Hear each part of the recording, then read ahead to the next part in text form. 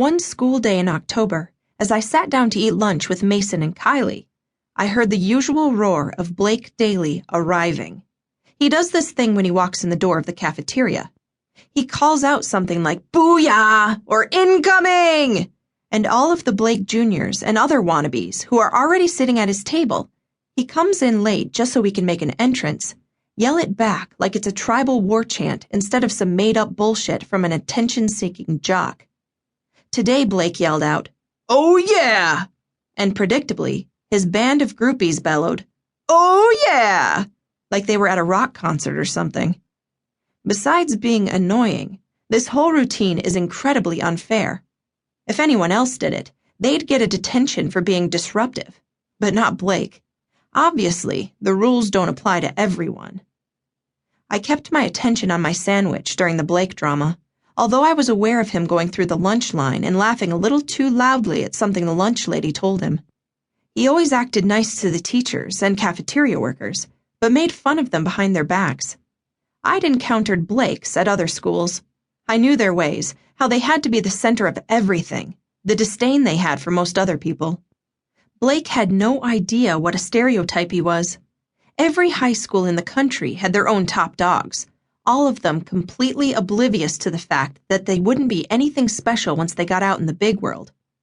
I had a sudden, amusing thought that a good idea for a movie would be to fill a stadium with every Blake-type kid from every high school in America and make them compete against each other. I was a little fuzzy on what kind of competition I'd have them do. Some sort of fight-to-the-death thing. I'd have to think about it and fill that part in later. I looked up in time to see Kylie grinning at me across the table. She peeled the top off her yogurt and laughed. Mason sat next to her, looking like he was about to crack up too. Something was funny. "What?" "We've been watching you for the last 10 minutes, and I've been waving at you." Mason smiled so widely I could see his canines. Man, he had white teeth. "When you get lost in thought, you're in another world," he said. I looked at them in mock indignation.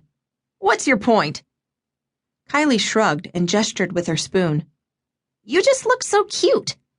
Did you know you have a vein in your forehead that sticks out when you concentrate really hard?" "No way." I reached up to touch my forehead.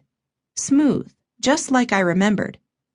"Of course it's not doing it now," Mason said. "Only when you're doing your heavy thinking." "How much does it stick out?" I asked, concerned. One more thing to be self-conscious about. "Like this," Mason said, putting his finger against his forehead. "Only not a finger." "It's not that obvious," Kylie said. "Don't let him get to you." The subject of my forehead distracted us from the rest of the lunch hour noise, the talking and laughing and banging that filled the room. We were in our own world, with Mason going on about blood flow and what causes veins to protrude, and Kylie assuring me that lots of people had the forehead vein thing and that it really wasn't that noticeable. We were so into the conversation that we didn't even see Blake coming up alongside us. I only noticed him when he fell flat on his back next to our table. One moment he was upright, sauntering along with his tray in front of him like he ruled the school. A split second later, he was down on the floor. His tray went up as he fell.